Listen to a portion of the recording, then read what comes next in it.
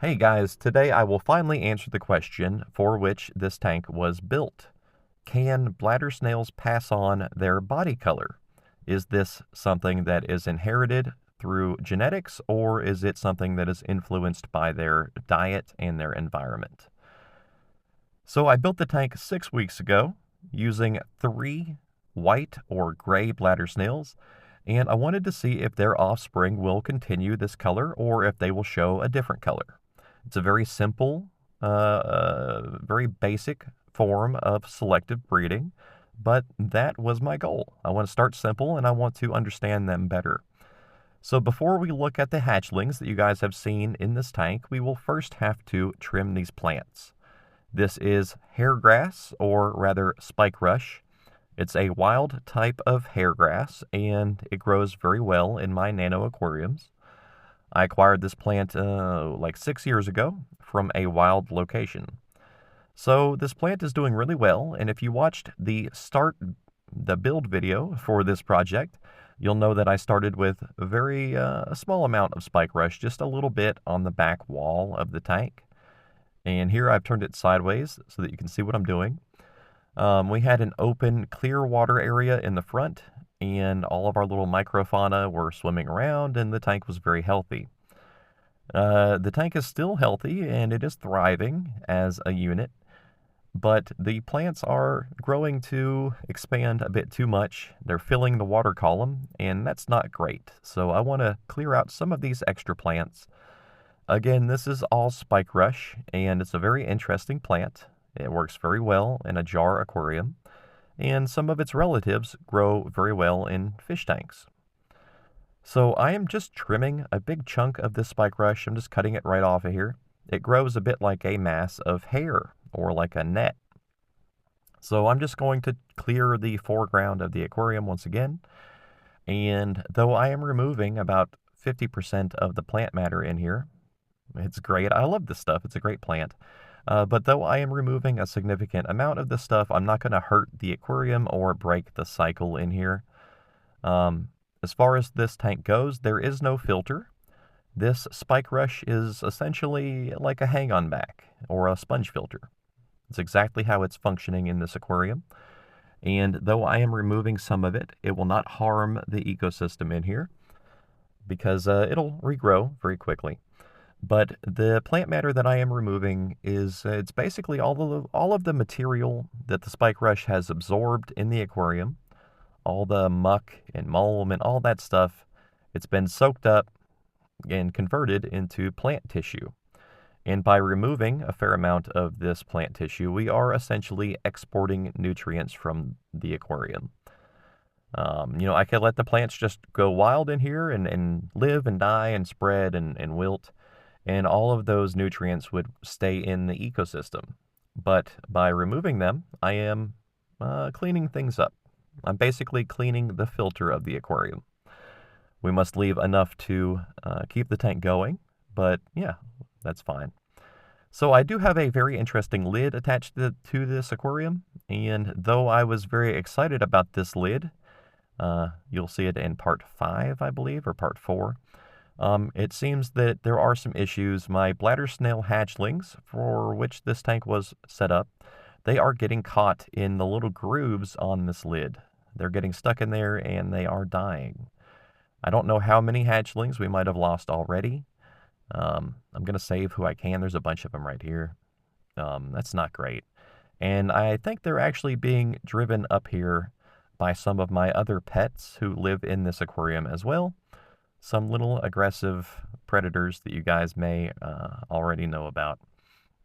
But here we are. So I've made a modification. I've cut those little pieces off of the lid. It's not going to sit in there as snugly as before, but also my hatchlings won't get up there and get stuck. So yeah, be careful when you're raising bladder snails. They will explore and occasionally climb out of their aquarium, especially if there is some kind of pressure inside from predators. Yeah, so we did lose some hatchlings, but I'm confident that we have enough to continue the experiment. I'm going to remove my feeding spike now. And if you're not familiar with what I'm talking about, it's this thing right here. Oh, hang on. This is a little tiny spike rush plant. Yes, that's what it looks like.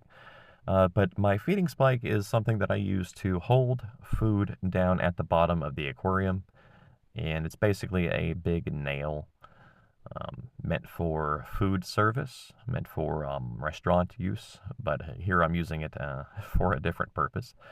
As far as I know, this should be safe in the aquarium, and the goal here is to mount food down in the bottom of the tank and keep it from floating. This allows my worms and microfauna and snails to feed more easily. So we're back a little bit later in the day, and the tank looks really good after that trimming action there. We're reestablishing a clear foreground. We do have some bladder snails in here. My makeshift sponge filter system, well, my plants really, but my little DIY air stone, everything's working in here very nicely. And I'm really curious about our hatchlings. I want to see them. And there they are. So some of them are pretty small. They are still tiny, but they are large enough for us to get an idea of their color. This individual is not the best example, as he's very, very tiny. But yes, I can tell that he's not purple, and he's not blue or orange. And the same thing over here. This guy is gray. And we have a scud here. I did show you when I introduced the scuds. They're in here now. They're part of the ecosystem, yes. But our hatchlings are looking good.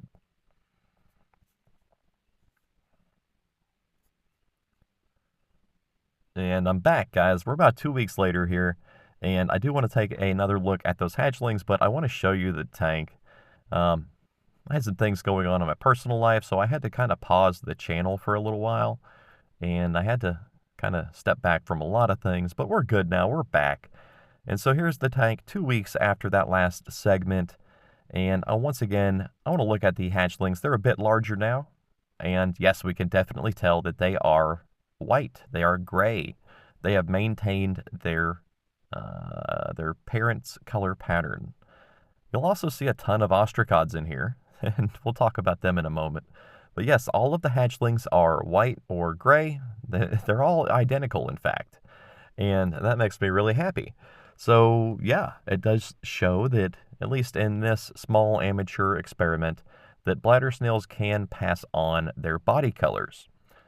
Now, for good measure, I did feed this tank with a ton of different types of foods, mostly squash and cucumber, but also fish flakes, which are very rich in beta-carotene and other colorful components. I wanted to see if the snails would change color as they grew older, if this would influence them at all, but I don't think so. It looks like every single hatchling in here is the same color.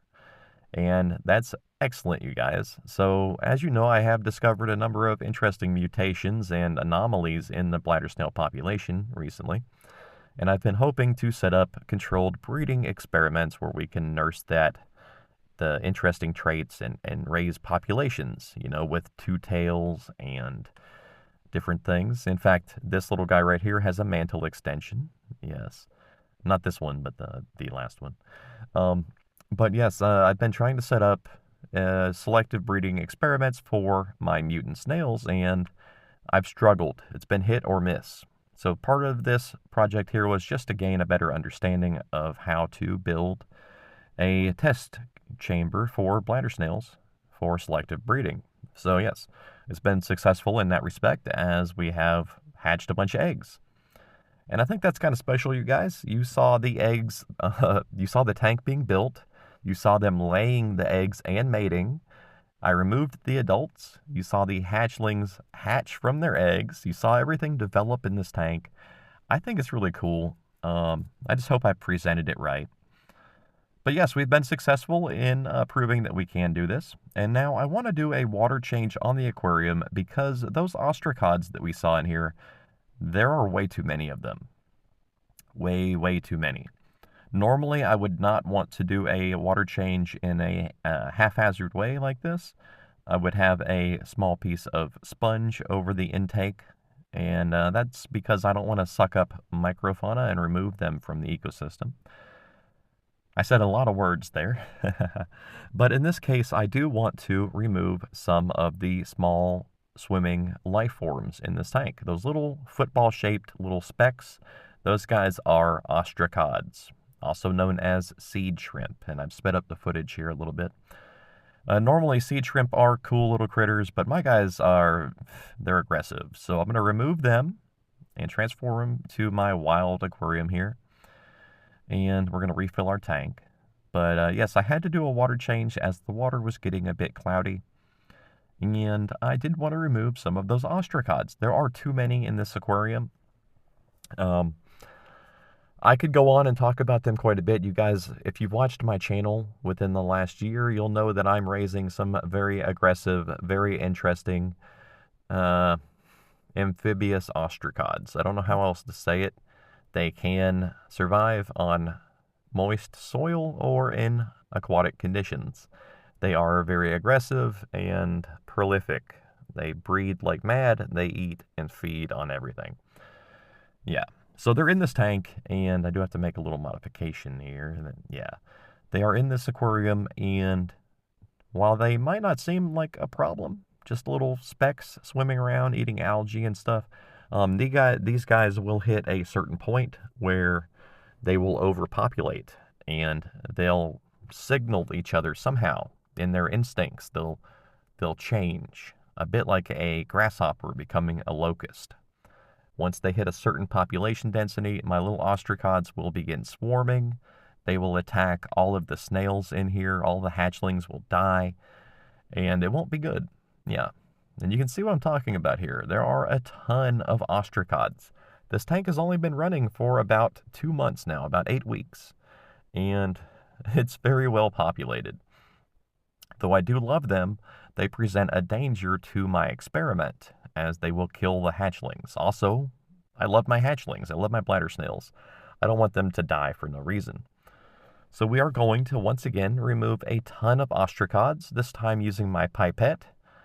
And we're just going to suck them up, and we'll put them into the wild aquarium, where they will become food for some of my wild fish, my wild type guppies, my gambusia. So yeah, ostracods in this tank, normally, right now, they're not really a problem, but if they continue to breed and swarm, then they will kill the snails, so we have to remove them, yes. I'll never fully remove all of the ostracods, and I am going to feed the tank once again, because since I cannot remove all of them, I will have to control them. I'll have to manipulate them into acting the ways that I want, which means I'm going to have to overfeed the aquarium almost continuously, just a little extra food all the time, and that will encourage the ostracods to act normal while they feed, and they won't be in that starvation mindset. But I'll also have to remove them. I'll have to continuously remove some ostracods if we want to continue this tank as a bladder snail aquarium. And yeah, I'm okay with that. It's just a live culture now. You may remember in episode 2 and 3, we had all sorts of little Daphnia and Cyclops and things living in here. They've all been replaced by my rather aggressive ostracods. These things are just dominant. They are the dominant life form in my bucket ponds biosphere. And there's not much I can do about it. I could just try to control them. I can try to prevent them from getting into an aquarium and all that fun stuff, but I'd rather learn to work around them. They are beneficial in many ways, as they will consume all the extra food. You'll notice that there is no mulm in this tank. Even though I injected mulm into the aquarium, it's all gone. So yeah, the ostracods, they do help to clean things, but this particular species is very aggressive. So I feel like I babble a lot in these videos. And I do. But I hope I'm presenting this information correctly, you guys. We've managed to successfully show that bladder snails can pass on their colors, which is the first little baby step towards my final goal of creating a whole new type of bladder snail with the most interesting color that I can find. You know, forked antenna, 2 tails, gigantism, all of the traits that we saw last year. I want to try to capture those traits, refine them, and incorporate them into a single strain. So understanding a little bit more about bladder snail genetics and selective breeding helps us to, improve my projects down the road. I do have goals, and this is the first little step towards that direction. Very excited. Also, we built a really cool aquarium that has no filter, but it does have an air pump. If you want to raise ostracods, bang, here you go. This is the perfect ostracod tank. If you want to raise bladder snails, it's not bad either. And I'm pretty happy, guys. I'm pretty excited. So this tank on the right was set up to grow macroalgae, and we'll look at that again on the channel in the future. Either way, these are some of my favorite builds from 2025, and I'm just enjoying life, you guys. Anyway, excuse me. Big thank you to my YouTube members and Patreon supporters. Thank you to everyone who watches the videos. I know that we don't get a ton of views. The views are diminishing as I get involved in other things, but I'm always going to be here. If I don't make it one week, I'm going to be back. Don't worry. But it's my job to bring you quality content like this to understand and unlock the mysteries of our nano aquariums and for us all to have fun and to just figure stuff out as we go. Yeah. So thanks for watching, guys. I'll see you again soon. This is Bucket Ponds, and have a great day.